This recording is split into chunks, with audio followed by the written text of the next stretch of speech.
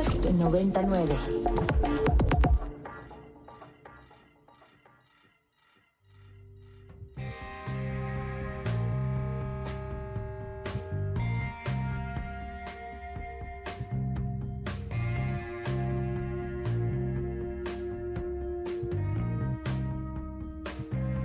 Desde el estudio B de Ibero 90.9, esto es Control de Cambios, una producción de Ibero 90.9 y la revista Nexos. Mi nombre es Valeria Villalobos Guízar. La historia está repleta de monumentos que aparecen y desaparecen, estatuas que se exhiben en el espacio público y que son alzadas por instituciones o bien tumbados con las propias manos de la ciudadanía. En las grandes avenidas de la ciudad de los palacios no faltan, en especial en las glorietas. En la Ciudad de México, la mayoría de las rotondas están ubicadas en una de sus más concurridas avenidas, el emblemático Paseo de la Reforma, donde se encuentran muchos de los monumentos más icónicos de la capital, como el Ángel de la Independencia, la Fuente de la Diana Cazadora, o bien la escultura El Caballito de Sebastián, por mencionar son unas cuantas. María Minera, crítica cultural, nos va a llevar de la mano por esta zona de la capital para explorar la transformación, la relevancia, el significado, o la importancia, o no, de los monumentos y las glorietas. ¿Cuál es el origen de las glorietas? ¿Cuál es su historia y cómo es que llegaron a las calles de la Ciudad de México? En concreto, las glorietas, es decir, estos pequeñitos jardines que hacen que la circulación de los autos gire en torno a ellas, son un invento francés, como tantas otras cosas, del siglo XVIII-XIX, justo para que la ciudad no sea simplemente puro concreto. La idea desde un inicio fue que estos espacios pudieran ser ocupados por pequeños jardines o por algunos monumentos, como es el caso de México. Y la Ciudad de México, el plano de Reforma y del centro es muy afrancesado, precisamente, y justo por eso tenemos no solamente muchas glorietas en la ciudad, sino también muchos monumentos que las ocupan, porque nos vienen de esta idea de que lo francés era, en algún momento, era lo mejor a lo que se podía aspirar, urbanísticamente hablando, digamos. Leyendo tus reflexiones en torno a este tema, me acordé mucho de un libro que se llama Jardines, los verdaderos y los otros, de un escritor italiano que se llama Umberto Pasti y que reflexiona mucho sobre lo bastante inútiles que son los jardines de las glorietas y un poco lo raro que es pensar en un jardín que nunca puede ser tocado, ni habitado, ni olido, ni disfrutado. Y en ese sentido me acordé sobre cómo hay un premio en Francia a las glorietas más feas, ¿no? Y en tu opinión, me gustaría saber cuál sería la galardonada en esta contienda en la Ciudad de México. Cuando lo descubrí, me sorprendí muchísimo como tú. Pues hay material de sobra en las ciudades, es decir, hay que pensar que quienes deciden cómo ocupar las glorietas no necesariamente es gente pues formada en historia del arte o con, ¿no? con alguna idea pues bastante más interesante en términos artísticos, sino que son funcionarios públicos que deciden, igual que quien decide los nombres de las calles. Claro. Pues finalmente un funcionario que se le ocurre que lleven nombres, ya sean de números, como es en Nueva York, o en México, de héroes y políticos y poetas, y luego gente que nadie, la verdad, después ya se acuerda quiénes eran.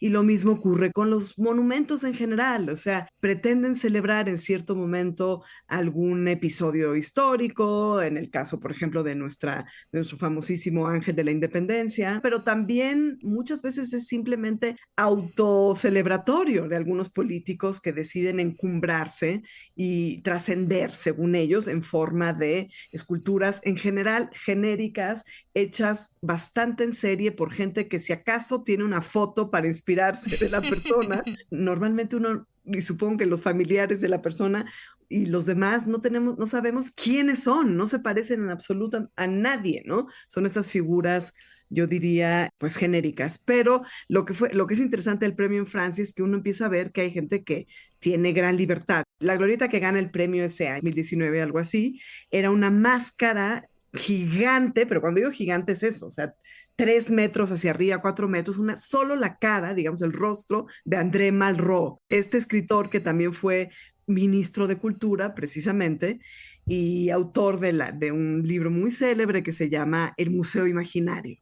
Pero Malraux le hacen este como homenaje, pero francamente si uno busca la careta, la máscara, yo ahí hago un chiste, es como una máscara mortuoria, o sea, ¿de dónde sacaron esta cara como de alguien realmente pues ya descomponiéndose, diría yo? Entonces, claro, ese se lleva el premio porque es feísima. Pero en México, claro que nos sobran ejemplos porque somos muy imaginativos, ¿verdad? Entonces está, por ejemplo, yo menciono un famoso monumento que se llama el Atorado, se le conoce como el Atorado, no se llama el Atorado, se llama el Resurgimiento de la Nación, algo así, pero realmente lo tendría que ver, está en Campeche, en un camellón de Campeche, es un hombre gigante además, que está saliendo del suelo para resurgir, o sea, es la nación, digamos, una alegoría Wow. del país que está intentando resurgir, pero la verdad lo que parece es un señor que está atorado en el piso. Que también es una buena metáfora para el país al final. Es Pero... una muy buena metáfora de cómo siempre nos quedamos atorados a la mitad del resurgimiento, definitivamente. Yo le podría dar un premio definitivamente a ese monumento, por ejemplo. El año pasado, la antes conocida Glorieta de la Palma tuvo que sustituir la planta que justo le daba el nombre por una huehueta que duró vivo como 5 minutos y después fue nombrado por las familias de personas desaparecidas como la Glorieta de las y los desaparecidos. Y luego también un año antes, otra glorieta cercana en la que se elevaba una estatua de Cristóbal Colón fue sustituida por la que se llamó el Monumento a la Mujer Indígena, que también trajo bastante revuelo. Entonces, ¿cómo interpretas estos cambios?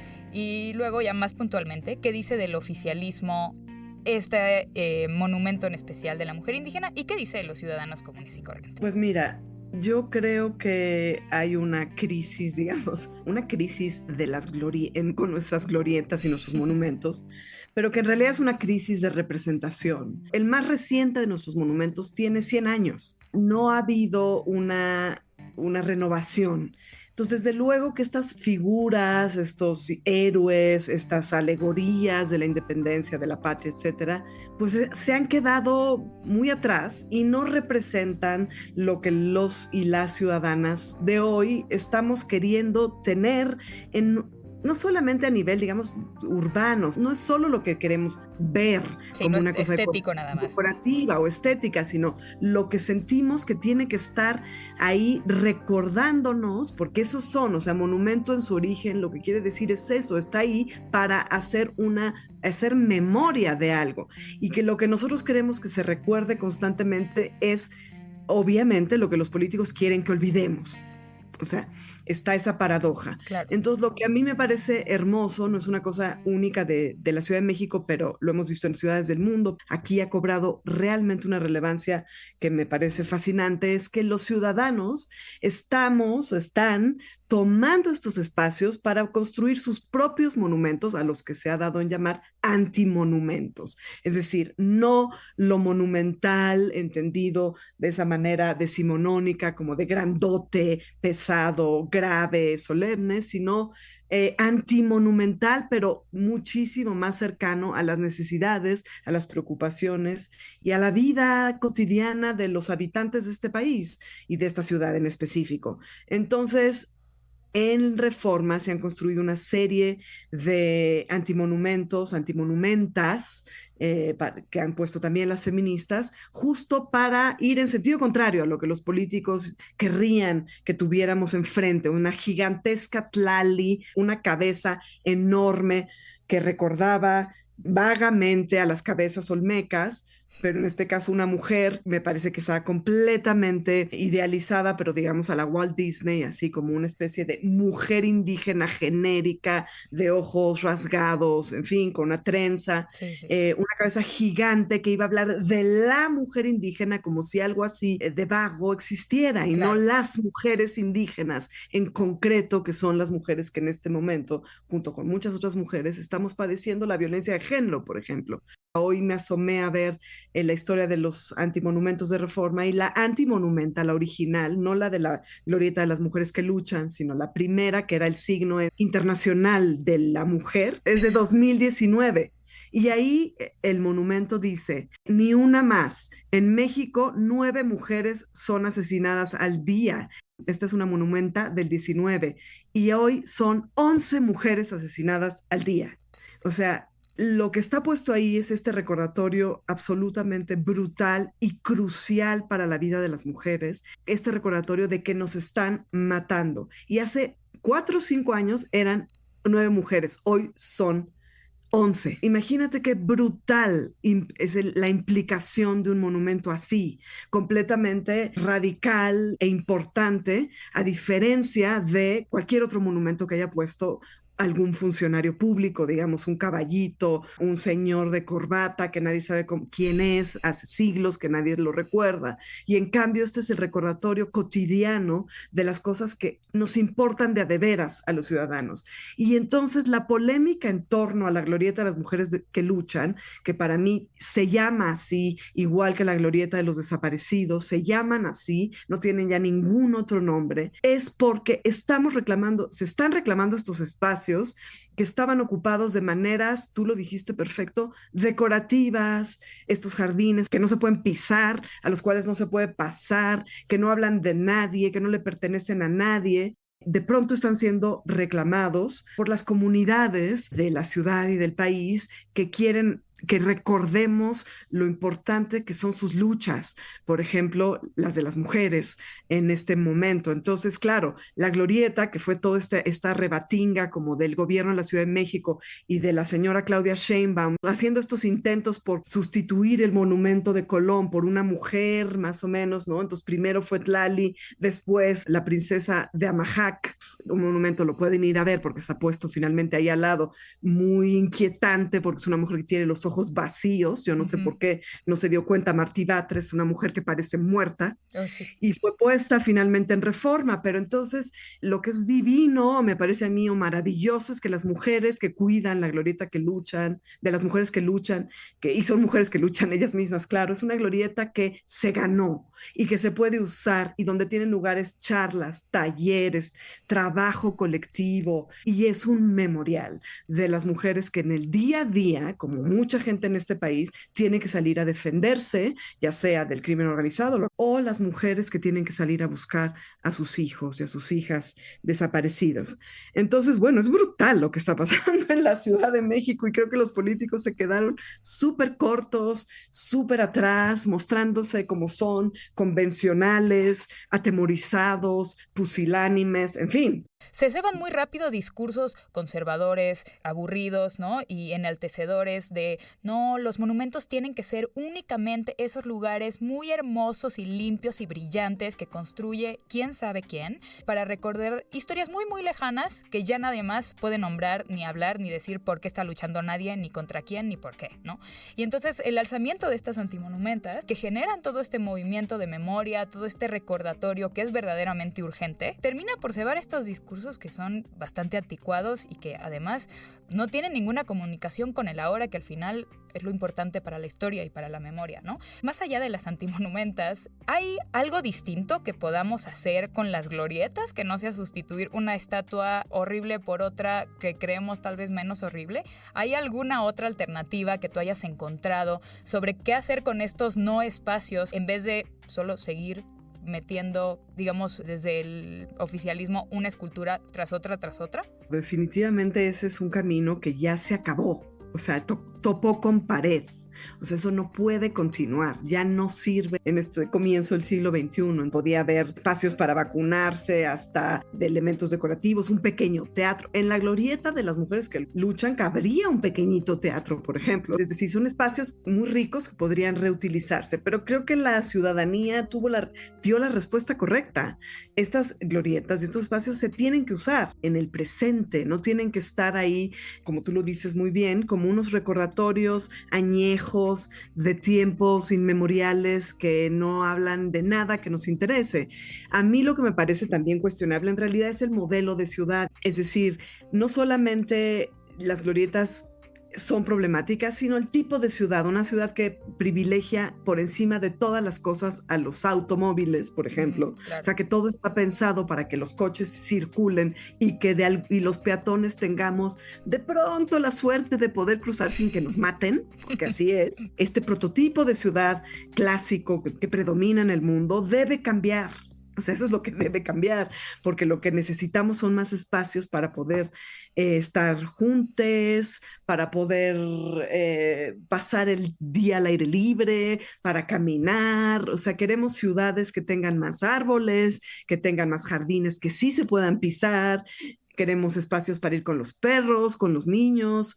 En fin, es decir, creo que lo que está llegando ya a su límite es una idea de ciudad y desde luego de país. O sea, eso, lo de ciudad es como la parte como visible, pero realmente lo que está en crisis profunda es el país, por no decir el Estado, ¿no?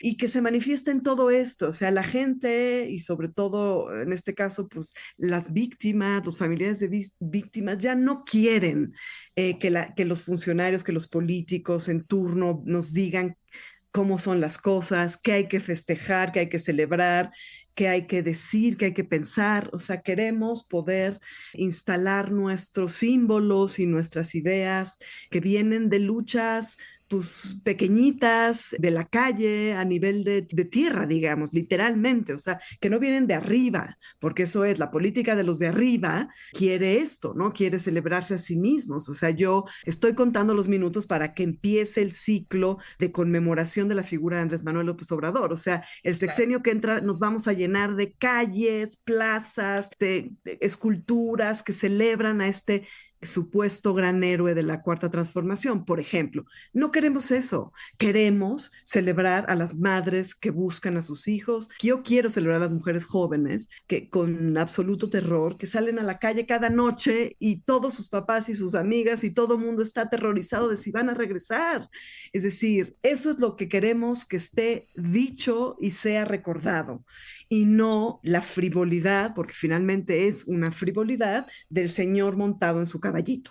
Entonces, lo que tenemos que muchas veces aplicar, que es lo que han hecho las antimonumentas y las glorietas para las personas desaparecidas o para las mujeres que luchan, es terminar por desobedecer para verdaderamente capturar estos espacios, porque de otra manera parece que no nos van a ser concedidos, porque luego, en unos años, en realidad vamos a tener una cabeza de Andrés Manuel en vez de poder tener un espacio que es verdaderamente útil para la ciudadanía o que reacciona verdaderamente a las necesidades de los ciudadanos y las ciudadanas. Creo que hay que pelear por estos espacios. Uno lo ve en ciudades un poquito más avanzadas, los centros de las ciudades ya son peatonales, o sea, hacia allá tenemos que ir por el cambio climático, por donde lo veas, el modelo, digamos, del automóvil y de este tipo de ciudad que en efecto hace que los ciudadanos estemos todos subidos horas y horas transitando de un lado a otro, como la pinta esta fantástica es de crece en la vida después de la muerte, sino crece en la vida después del trabajo. Una pinta que hay por ahí, que ese es un tema que va junto a los monumentos, las pintas, porque Sí. esa es otra discusión que hemos tenido recientemente en México, pero ¿crees en la vida después del trabajo? O sea, o se trata simplemente de estar toda, o en una oficina encerrado y después subido en un coche. ¿Qué queremos, no? O sea, Claro. como ciudadanos, que pase con nosotros, con nuestra cotidianidad y con la ciudad que habitamos y que es nuestra, aunque les cueste mucho trabajo creerlo a los administradores de nuestras ciudades. O sea, son nuestras las ciudades, se nos olvida, nadie nos lo dice con toda claridad y como tú dices, si no nos dan los espacios, pues hay que usurparlos. Punto. María Minera, crítica cultural. Pueden consultar lo que ha escrito en la revista Nexos en www.nexos.com.mx/control de cambios.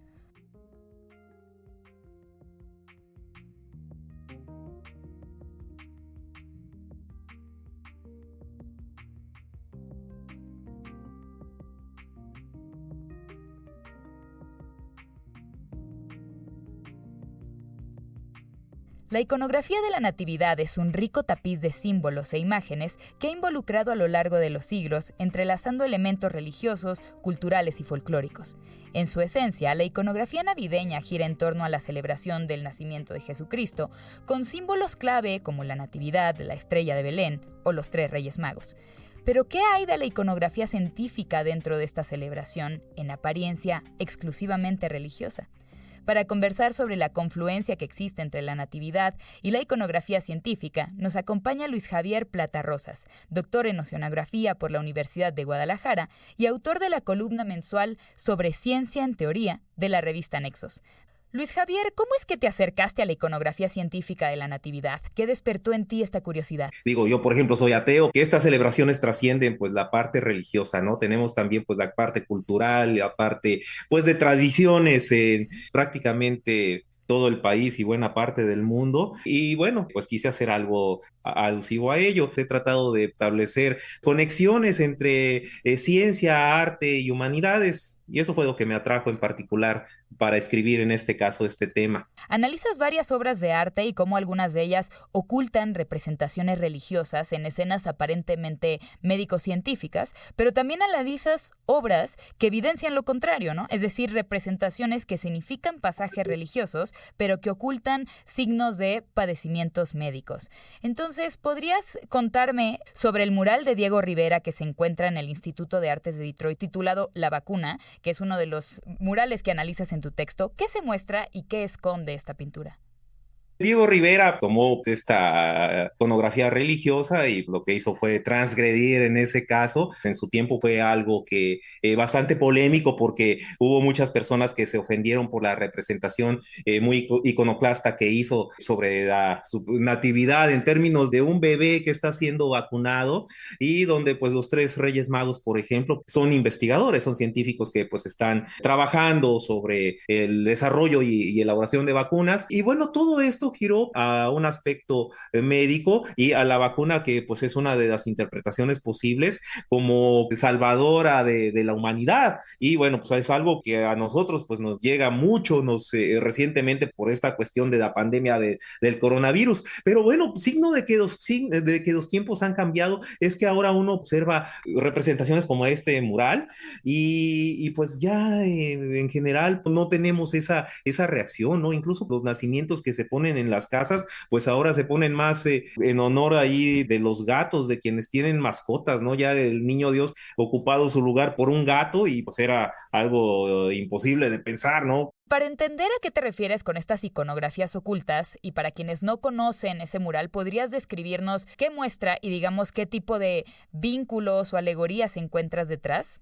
Por ejemplo, les comentaba de este bebé que se encuentra de pie sobre un pedestal y pues que está siendo vacunado por una enfermera que, bueno, pues que estaría haciendo el papel de la Virgen María, que lo está sujetando, mientras un médico pues se encarga de vacunarlo, que en este caso sería San José. Y bueno, les comentaba también que hay este trío de investigadores que pues sería en el papel de los Reyes Magos, o más bien los Reyes Magos en el papel de los investigadores, que pues están pues ocupados en la parte trasera del mural, donde la imagen principal, trabajando en una mesa de disección, con un microscopio, con instrumentos de laboratorio.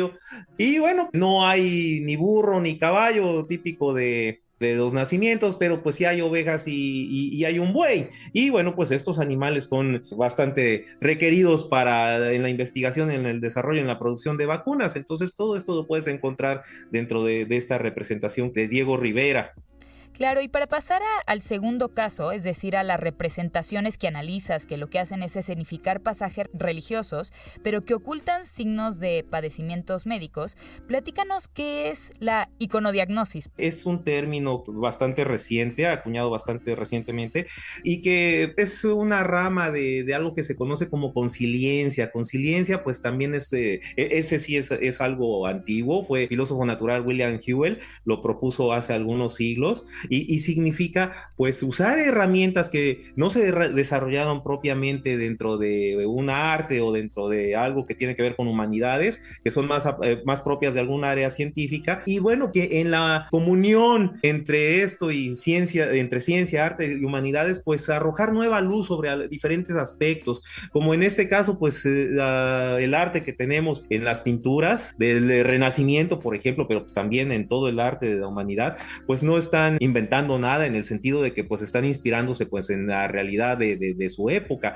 Y en este caso pues los renacentistas pues volvieron a poner a la humanidad en el centro de sus creaciones. Están representando pues aspectos del prójimo, de las personas con quienes eran sus modelos, quienes convivían con los pintores, incluyendo todo aquello que tenía que ver con trastornos, con desórdenes clínicos, con cuestiones médicas, pero también con otras muchas cosas que se pueden ver a través de estas pinturas, por ejemplo, y no quiero alejarme mucho del tema, pero también se puede ver en cielos plasmados en diferentes siglos cuando no teníamos estaciones meteorológicas, a partir de los tonos rojos que usan los pintores, se puede deducir qué tan contaminada estaba la atmósfera, si estas pinturas se hicieron próximas o dentro de una atmósfera urbana, por ejemplo, ¿no? Y en este caso, pues de la natividad, pues, no es tanto que estén ocultos, sino que más bien forman parte de las personas que sirvieron de inspiración o de modelos a pintores como Peter Bruegel, que le interesaba mucho los detalles, plasmarlos en sus obras. ¿Podrías darnos un ejemplo de iconodiagnosis con alguna pintura en concreto? Bruegel tiene pues un cuadro que es el de la adoración de los magos, y en él pues hay un rey mago que pues, si uno examina el cuadro es aquel que se encuentra pues vestido de rojo y tiene todos los síntomas de, bueno, pues Bruegel no lo sabía, pero pues lo está plasmando porque lo está observando, está enfrente de él, de su modelo, que tiene parálisis de Bell, es una parálisis facial que se debe al trastorno de uno de los nervios craneales, que es el que controla pues el movimiento de los músculos de la cara. Los oftalmólogos, si uno lo ve a través de los lentes de ellos, como finalmente lo hicieron en un artículo científico que publicaron al respecto, te pueden describir todos aquellos detalles que les permiten pues hacer este síntoma, no solo post-mortem, ¿no? Sino o sea, posterior por varios siglos. Acabas de mencionar algo que me parece fantástico, que es que, digamos, esta iconodiagnosis, que no es exclusiva de las ciencias médicas, se ha hecho con otro tipo de disciplinas de estudio, ¿no? Como lo que mencionabas de los cielos. Pero ¿cómo consideras que la iconodiagnosis a través de pinturas religiosas ha ayudado a entender la historia de la salud o de otras ciencias, ¿no? ¿Tienes algún ejemplo que pueda ayudar a clarificar eso? Tenemos también una pintura hecha por otro maestro renacentista, Pontormo, donde una pastora que él pinta en ella, pues tiene síntomas que pueden diagnosticarla por los endocrinólogos, por deficiencia nutricional de yodo, por bocio. Y hay varios cuadros, no solo estos correspondientes a la natividad, pero que corresponden a esa época, pero además hay incluso pues figuritas de nacimiento artesanales de ese siglo también, que tienen pues todos los síntomas de bocio, que pues es por deficiencia nutricional de sodio. Y esto, el bocio endémico, pues es algo que se puede pues diagnosticar a partir de esos cuadros. No tenemos otra manera de hacerlo. ¿Sí? Y es es una manera que refleja bastante bien pues la situación en ese momento en que los pintores pues están creando pues estas obras de arte. ¿Crees que en algún momento las iconografías de la Navidad solo le pertenecieron al espacio de la religión? Yo creo que aunque esa fue la misión, el ser pues obras didácticas que te llevaban una pedagogía, trascendieron esta cuestión de ser meros instrumentos de adoctrinamiento religioso. Todo arte nos lleva pues a una interpretación pues infinita, ¿no? Cada uno de nosotros cuando observamos estas obras pues siempre crea conexiones con nuestra pues experiencia, con lo que experimentamos cada día, con nuestros conocimientos. Entonces pues yo creo que aunque en principio pues esa era su misión y su visión, jamás creo que hayan podido evitar o que se haya podido evitar que las personas que hemos disfrutado de este arte podamos pues proponer y hacerlo nuestro y trascender esta atmósfera, como pues ha pasado, como bien lo mencionas, pues, en este caso es en específico de natividad.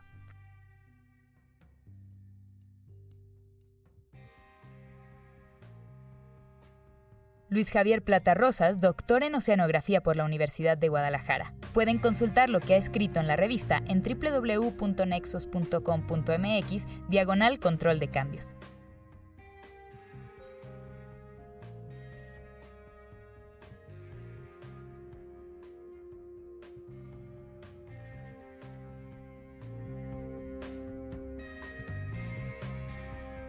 Muchas gracias por escuchar Control de Cambios, una producción de Ibero 90.9 y la revista Nexos. Mi nombre es Valeria Villalobos Guizar.